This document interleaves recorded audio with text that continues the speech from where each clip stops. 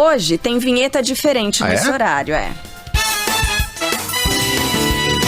Política, com Rodrigo Orengo. Rodrigo Orengo hoje conosco também, mas não só ele. Tem mais uma pessoa.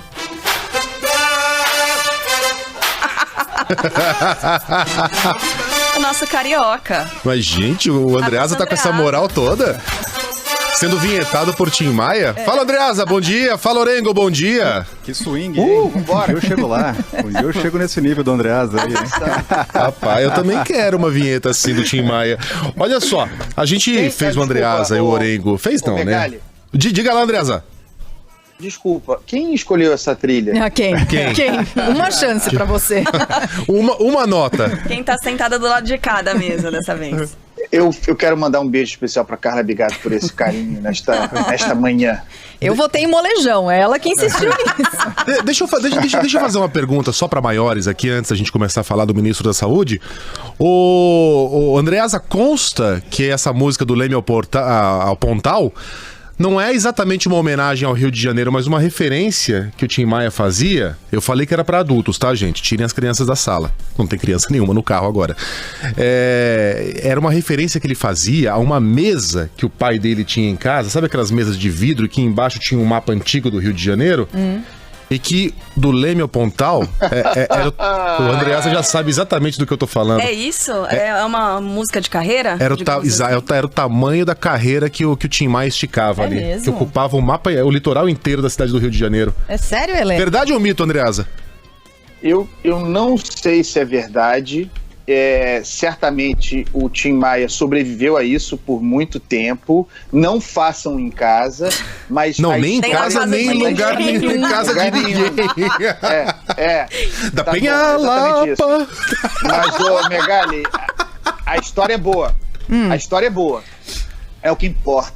Eu tenho impressão que eu vi essa história numa entrevista do Nelson Motta na ocasião do lançamento do livro sobre o Tim, que é uma história que não entrou no livro, mas ele contou numa entrevista. Bom, o que nos interessa aqui é o novo ministro da Saúde. Aliás, eu ficaria meia hora falando dessas histórias de sexo, drogas e rock and roll, mas a nossa... Aliás, leiam o livro do Nelson Motta sobre o Tim Maia, que é um livraço delicioso, não foi editado por mim, não é merchan, então fica a pequena dica cultural aí. Não é uma biografia, né? É mais uma coletânea de histórias, mas é um livraço. Um relato pessoal, né? É muito divertido. Da relação. Bom, vamos lá. Temos um novo ministro da Saúde, Nelson Teich, apareceu ontem pela primeira vez ao lado do presidente Jair Bolsonaro.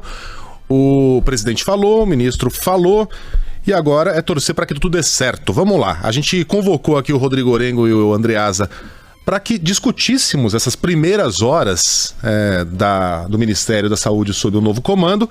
Então, vocês fiquem livres para interagirem entre si, todo mundo microfone aberto, mas a gente começa com as informações factuais que chegam de Brasília. Repercussões por aí, Orengo?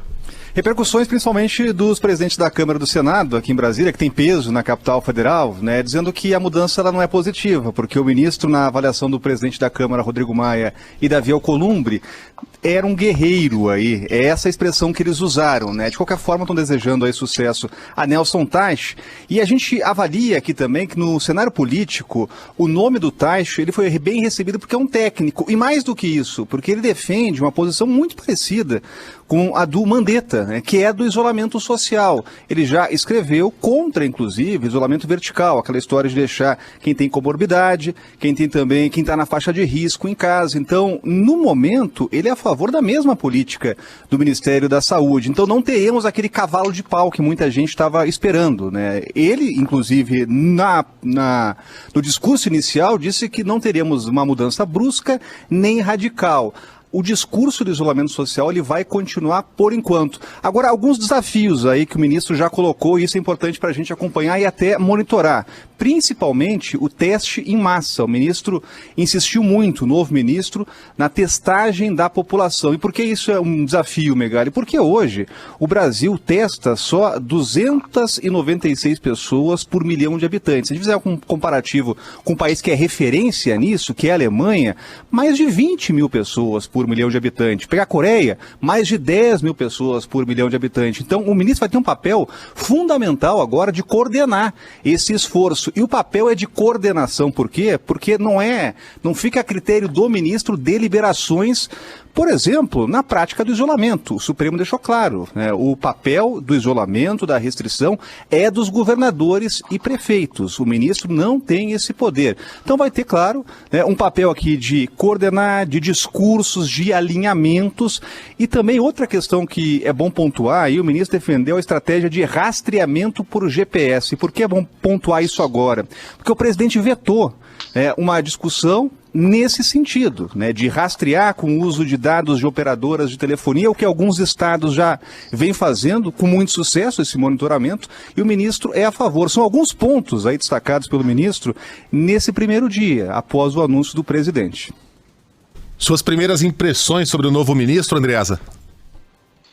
Pessoal, a gente está ouvindo aí uma sucessão de expectativas sobre o papel do novo ministro, né? Nós acabamos de escutar o Orengo falar de início sobre a reação dos presidentes do Senado, Davi Alcolumbre, presidente do Congresso Nacional, e do presidente da Câmara, Rodrigo Maia. Soltaram uma nota conjunta em nome do Congresso Nacional, em desagravo à Mandetta. Uma nota que, se precisa dizer, é profundamente inapropriada, se comportando e confundindo o papel de líderes partidários do DEM, correligionários de Mandetta, com a função institucional de quem comanda poder da República. Para começo de conversa, está todo mundo errado nessa reação.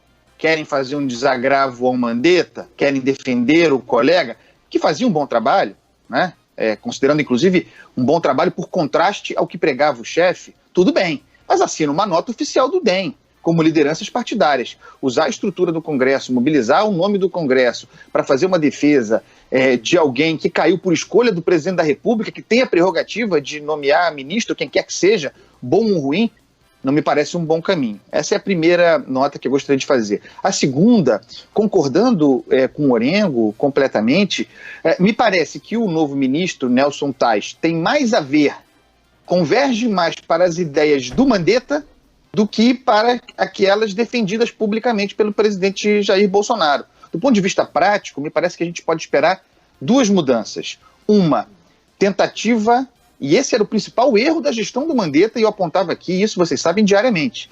Tentativa de buscar soluções para que o Brasil teste mais, como disse o Orengo. Testagem em massa. Porque, insisto, sem isso voamos no escuro. Sem isso, a estratégia do isolamento social, da quarentena, significa uma estratégia capenga, resulta numa estratégia capenga. É preciso testar para saber onde está a tal curva, que se quer achatar. Como você achata alguma coisa que você não está vendo? E como será possível projetar o fim da quarentena? Esse é o outro ponto.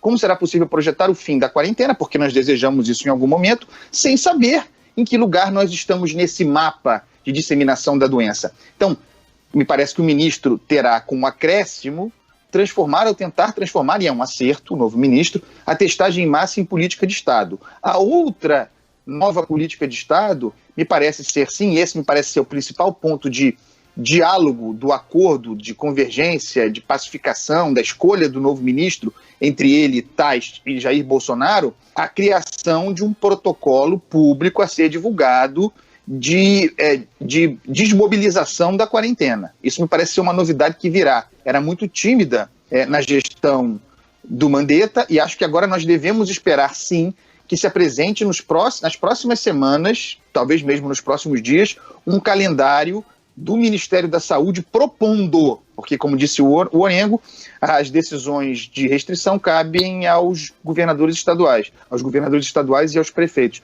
Então, é que a gente tenha um calendário de desmobilização da quarentena projetado nos próximos dias. A principal mudança, no entanto, me parece ser, gostaria de ouvir vocês a esse respeito, obviamente, de discurso, né? Ou seja, você tem um novo ministro que converge em termos de ideia, é um médico, afinal de contas, com o ministro anterior, mas que não virá a público, não sendo um agente político, isso deve ter sido um acordo com o presidente, não virá a público para contrariar o presidente. Nós certamente não teremos um ministro que dê entrevistas para além daquelas que deu ontem, e era necessário que desse. Não teremos um ministro que virá a público contrariar os atos e discursos do presidente como o Mandetta fazia, não teríamos um ministro insubordinado. Quer dizer, concorda com o Mandetta, mas não fala. Eu acho que esse é o principal ponto de acordo aí. Estamos alinhados, viu, Andreasa? A gente chegou aqui na Band News FM, eu e a Sheila, e nos encontramos ali na porta. E eu perguntei pra Sheila, e aí, o que você achou? Ela falou, eu acho que a mudança vai ser de discurso. O Andreasa repetiu praticamente ipsis literis a opinião da Sheila, com a qual eu concordei inteiramente. De comunicação, né? Como comunicar. E não ser um insubordinado, que é o que vinha acontecendo toda vez que o Mandetta vinha se manifestar, provocado ou não pelo presidente Jair Bolsonaro. Agora, queria saber do Orengo e também do Andreasa, como é que fica esse tal de protocolo de desmobilização que você menciona, Andreasa? Se há uma decisão do Supremo Tribunal Federal que permite aos governadores e aos prefeitos que adotem as medidas de contenção, de isolamento que julgarem necessárias para suas regiões. E aí, tem essa decisão valendo, né, Orengo? Fica no campo da sugestão, realmente. Orientação, a decisão final é de quem comanda regionalmente as políticas, né? Governadores, prefeitos, né? A decisão foi unânime do Supremo. Já tinha uma liminar, o Supremo se reuniu no colegiado, decidiu de forma unânime, 9-0, que o comando fica lá com o governador, principalmente. Agora, já tem uma métrica que foi estabelecida pelo Ministério da Saúde ainda na gestão Mandetta. Qual é essa métrica? 50% da utilização dos leitos da UTI. Então, o Ministério já vinha anunciando, já vinha sugerindo às regiões que se tivessem lá 50% dos leitos da UTI à disposição de quem precisa de internação, do ventilador, da respiração assistida, essas regiões já deveriam buscar políticas de flexibilização.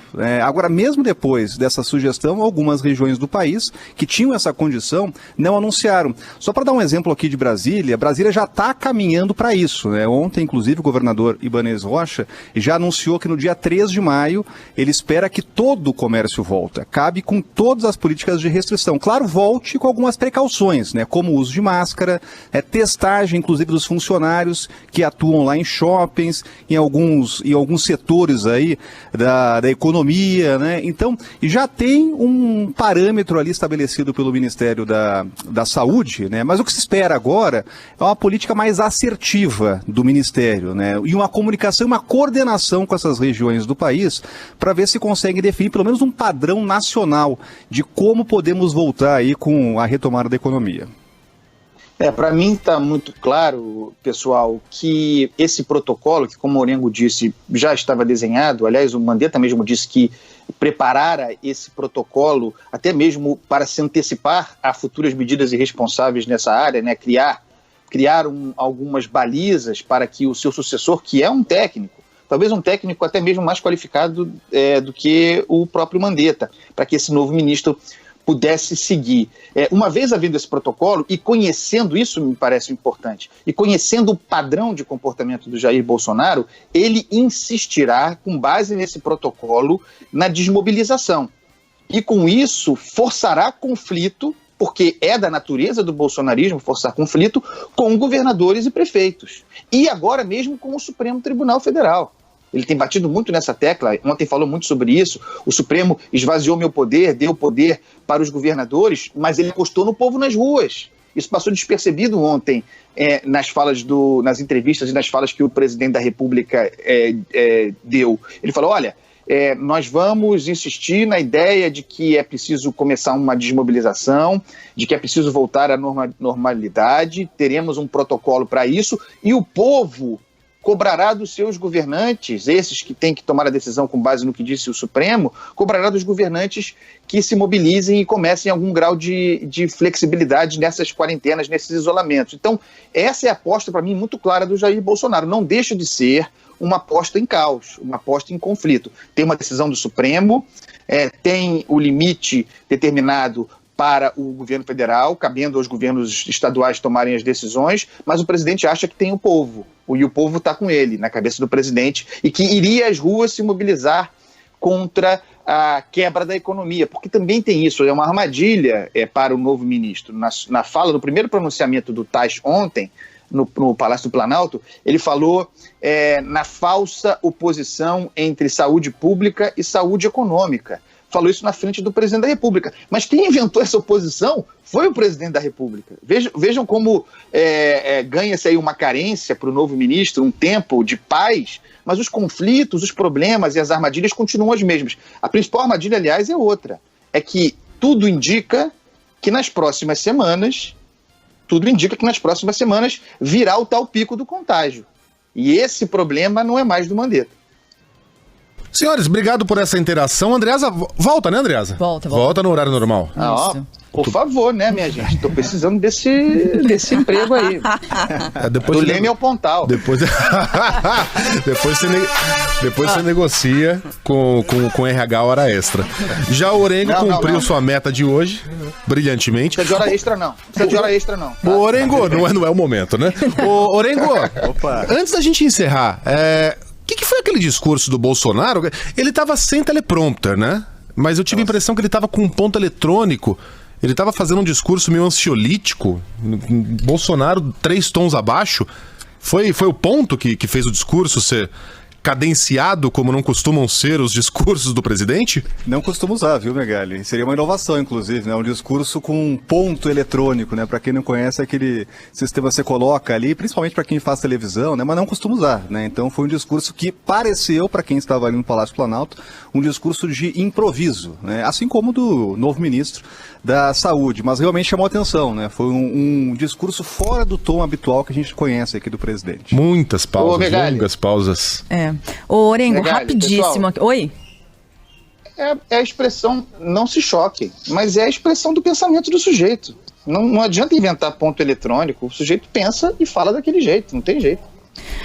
Rapidíssimo aqui, tá? Desculpa. O Álvaro de Fortaleza é nosso ouvinte. Ele diz que já recebeu ligação do Ministério da Saúde, que é um robô, verificando em relação aos sintomas de quem mora na casa dele. Ele pergunta, é a ação do novo ministro?